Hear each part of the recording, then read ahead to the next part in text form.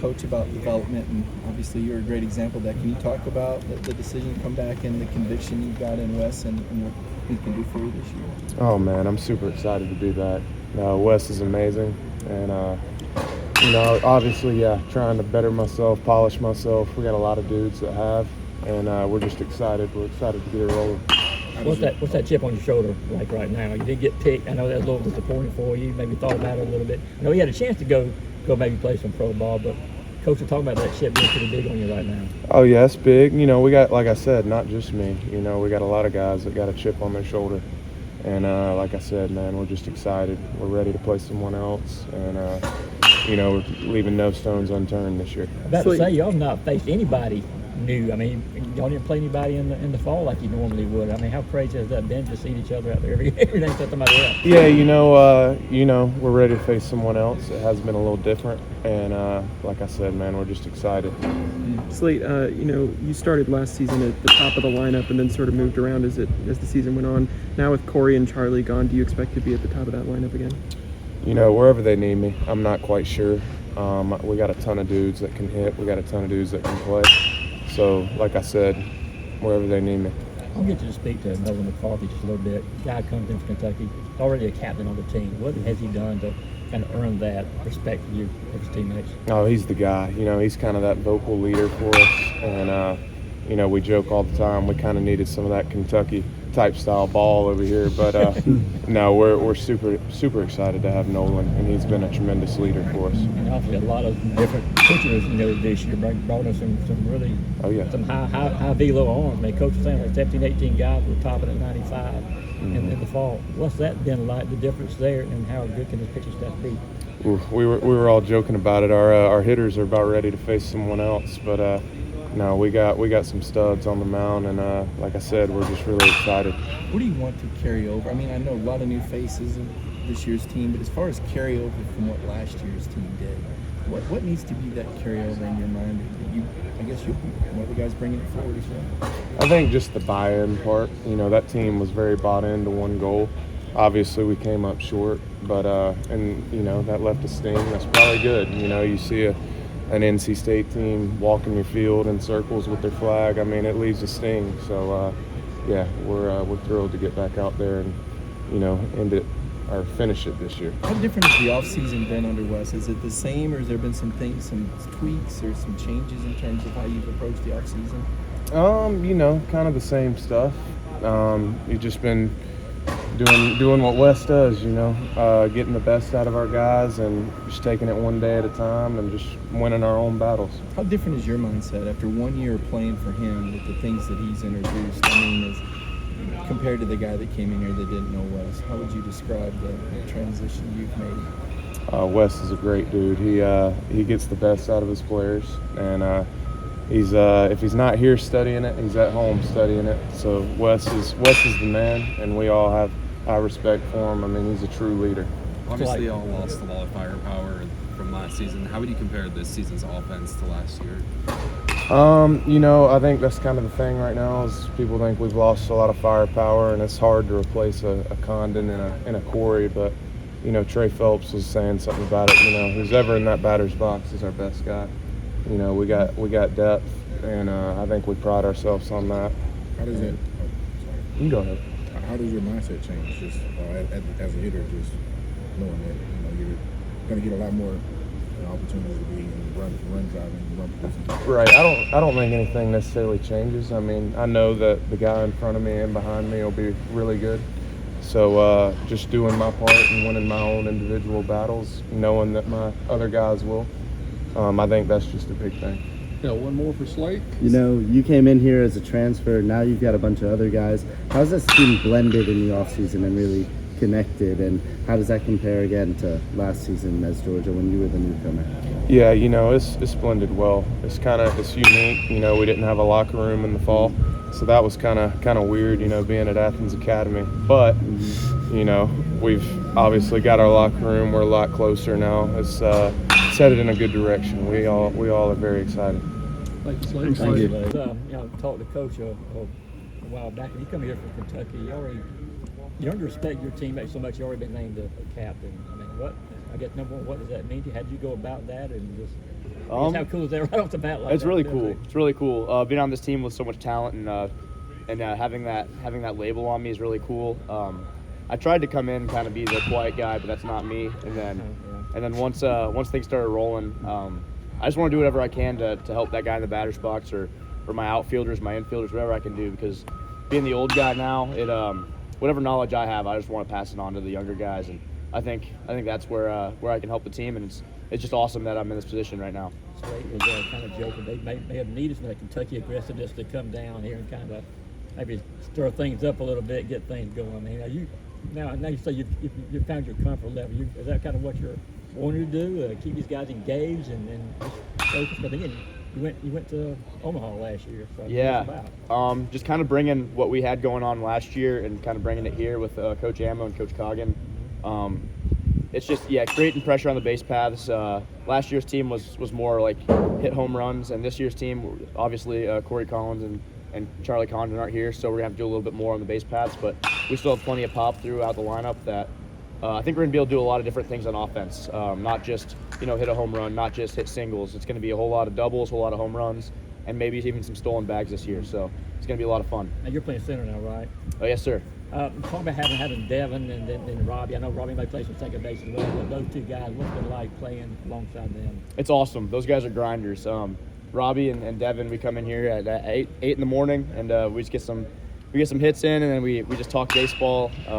It's a lot of fun because when you got three center fielders out in the outfield, or if Robbie's at second base, you just know that nothing's gonna fall, and it's a lot of comfort and knowing, hey, if I can't get to a ball, Devin can, and it's just picking up other people's slack. If they got sun in their eyes, I'll go and get it, and if I got sun in my eyes, I know Devin will come get mine. So talking about last year with hitting for power and obviously going for the home run, has there been a concerted effort to shorten the swing and to go for contact and average more often? I'm not sure that we're doing that, but we're on video every day with our swings, and we're making sure that we're on plane early and we're going through the zone. So a lot of similar stuff from last year, but obviously we have different hitters this year, and we have some returners who've hit close to 20 home runs, like Slate and Colby and Phelps. But yeah, there's gonna be plenty of pop, and I think our two-strike approach is going to help us a lot this year. Just battling with two strikes, just not giving in and doing it for the guy behind us. I know you and Coach Emirati you guys kind of go back a little bit. How do you think he knows you as a player and as a person, and what kind of boost does that give you? Yeah, it's big. Coach Ammo, he's always there with my swing. He's like not in a great spot, and he knows the cues for me to get me back into a good spot. And as a person, I get really amped up before games, and he kind of brings me that calming effect. And he's always the chill guy in the dugout. He's not gonna just rip you because you hit a fly ball to the infield. He's gonna be like, hey man, that was a good swing, you're fine, and then you go get him next at bat. So it's a good positive reinforcement, and he knows my swing really well and knows me really well. So I'm just excited to get to work with him this year too. What are some things that you've noticed about this team that might have mirrored some of the things you did at Kentucky? I know you guys went to Omaha, so what are some of the ingredients that are in this team that make you feel like you guys can do that here, and also just why Georgia? Yeah, so top to bottom, we got a lot of guys with belief, and I think that's just a huge part of going far in the postseason. The teams that don't believe that they were going to make it there, they usually don't go too far. They don't make it out of regionals, and this team, the chatter in the locker room, chatter in the clubhouse, it's hey, we're going to win it all. We're the best team in the country, and we fully believe that. And on paper, you look at the talent, you look at all that, it's unbelievable, and it's all about how we do it between the lines. But the belief is unbelievable, and why Georgia, Coach Johnson, he really lured me in, and Coach Bennett, and obviously my old coaches. But Coach Johnson's just a great baseball mind, and I love picking his brain and just seeing the things that he's seen from the MLB and all that, and bringing that to the college game. It's a great spot to develop and a great spot to play. I was going to ask you, what did you like about the first time you talked to him? What struck you that made it feel right? So he was really energetic, and he called me. He was like, "What's up, stud?" And we just we had a good conversation. And he offered to talk to my parents too. My parents had an hour-long conversation with him on the phone, and I already knew Coach Condon and Coach Ammo really well coming in here, and just seeing what he was about was the icing on the cake, and ultimately led to my decision there. Well, the metrics that, I mean, not to give away trade secrets, but there is a West difference here then from what you've seen. Yeah, Coach Johnson, he's just unbelievable with the pitchers, and he also knows a lot about the hitters, so he can help us with our swings, what he sees as a pitching coach, and the possible holes we might have, and how he pitches us is really cool, because then we know how we're going to get pitched in the season. You got some really good pitching coaches in this league, and it's all about, navigating at bats, and he gives really good insight on what he sees from his perspective, because he's not with us when we're doing our swing checks every day, taking BP, but he knows a whole lot about baseball. So, what pitchers on this staff do you not like to face? Do I not like to face? Let me think about that one for a second. I don't like hitting off Davis Chastain. His fastball really hops up from a low release. And, yeah. He's got that big breaking ball. But like top to bottom on our pitching staff too, we got guys with unbelievable stuff. Feels like every time I go out there, I'm facing 95 or 98. It's really cool because we're war tested right now in the spring, and in the SEC, it's not going to back off. It's all going to be velo. It's going to be great off-speed stuff. So it's great preparation, and our pitchers have been unbelievable. It's a power bat league, a power arm league. I mean, you see from that other end how you have to constantly see fastballs, and guys who can mix it up with that. It's how difficult it can be. Absolutely. I mean, every Friday night it's going to be a battle. It's all about who can get that starter out quicker and who can put up more runs. Because it might be a 2 to 3 ball game on a Friday night, so run prevention and run production, it's going to be big time for us. Thank you, Nolan. Thank you. Well, Coach has talked about stretching you out, and everybody knows you were closing for Alabama, but you're going to have a chance here to play a number of different roles, maybe including starting some games. Kind of where is that process at right now for you? We could go into season Coach West has always been talking to me ever since I got here. He's just stretching me out. I'm probably going to play a lot of roles with the team. It's going to be starting, relieving, closing, whatever West wants me to do. I want to be the best help for the team and make us long in the long run. Yeah, I know it's always about this team right here, but how can that versatility help you on down the road too? Because you'll have scouts here every game watching you pitch. I mean, how can that possibly help you? Yeah, it can help me to show a lot of scouts say I can fluctuate in different roles and different capacities and everything. And when Wes has helped me build my capacity and build my mental game on and off the field and stuff, that shows that I'm just out here willing to do whatever it takes to help the team. How much was Wes, his presence here, the reason for you picking Georgia? Oh man, it was good. Wes is just a great mind. We call him the wizard. He picks everybody's brain. He loves when we pick his brain. If you ask him anything, he says he don't have all the answers, but some of us thinks he does. So yeah. How does he kind of keep things? Obviously you guys know the game and all that, but he can really get kind of intricate with some of his explanations and the way he explains how things can be. How do you kind of process that? I talked to other guys, they say it can be difficult at first. Yeah, man, it can be difficult, but one thing about Wes, he loves to keep it fun and loves to have fun out here. He says some crazy things with our data and stuff, and we be like, hey, we don't know what it is, but we go down, and if you just go meet with him one-on-one, he'll break it down with him. But one thing Wes does is for us, and why we're so good and why we have a lot of fun is because we're free 24/7. Explain how big having this pitching lab is here for people who don't know. Y'all got the Hawkeye now. Y'all got so many different things to help y'all, spin rates, everything you could possibly name. Just how big is that for a pitcher to have that at UGA? Oh man, it's critical. I would say I wasn't a big analytical guy until I got here, and with Wes, it's helped me out a lot in the long run.